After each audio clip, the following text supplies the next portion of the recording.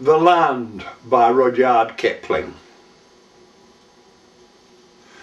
When Julius Fabricius, sub-prefect of the Weald, in the days of Diocletian owned our lower river field, he called to him Hobdenius, a Briton of the clay, saying, "What about the river bit for laying into hay?"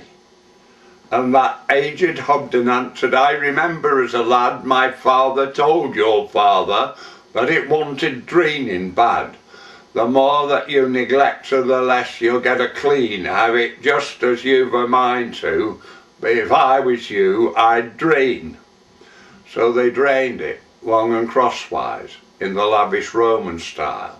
Still we find upon the river bit the flakes of ancient tile, and in droughty middle August, when the bones of meadows show, you can see the lines they followed 1600 years ago. Then Julius Fabricius died, as even prefects do, and after certain centuries imperial Rome died too. Then did robbers enter Britain from across the northern main, and our lower river field was won by Ogier the Dane. Well could Ogier work his warboat, well could Ogier wield his brand. Much he knew of foaming water, not so much of farming land. So he called to him a Hobden of the old unaltered blood, saying, "What about the river bit? It doesn't look no good." And that aged Hobden answered, ain't my business to, ain't for me to interfere, but I've known that bit of meadow for 55 years. Have it just as you've a mind to, but I've proved it time on time. If you want to change her nature, you've got to give her lime. Ogier sent his wains to Lewis, 20 hours solemn walk, and brought back huge abundance of the cool grey healing chalk. And as Hobden spread it broadcast, never heeding what were in't, which is why when clearing ditches now and then we find a flint. Ogier died, his sons grew English, Anglo-Saxon was their name.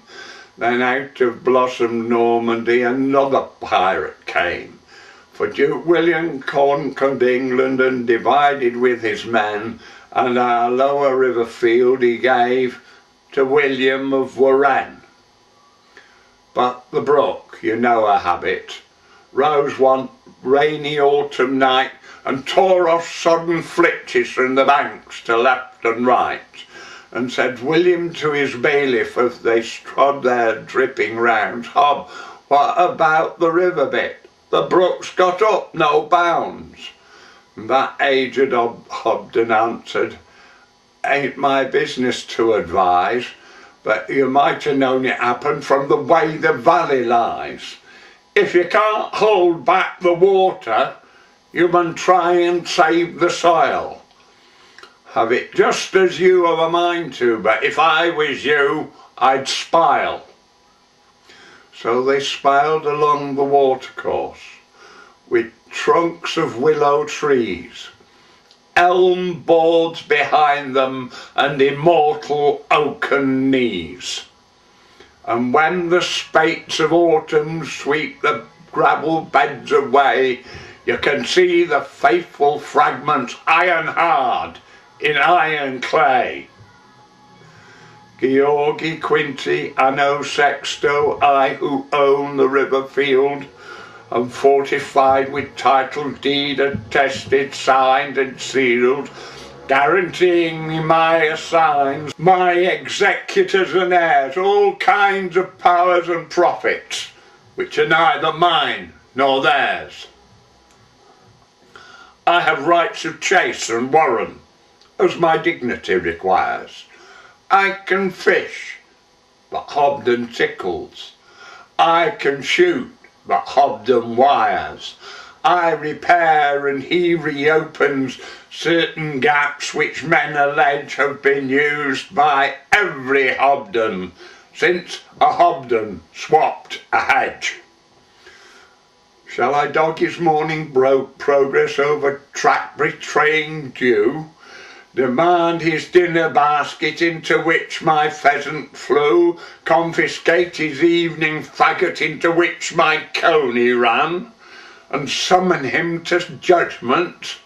I'd sooner summon Pan.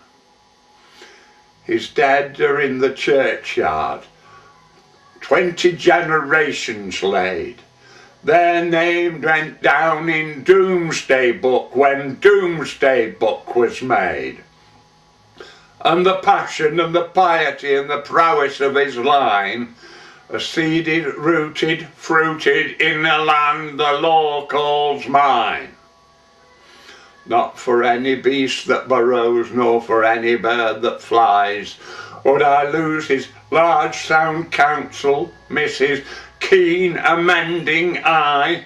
He is bailiff, woodsman, wheelwright, field surveyor, engineer, and if flagrantly a poacher, ain't for me to interfere. Hob, what about the river bit? I turned to him again, with Fabricius and Ogier and William of Warren.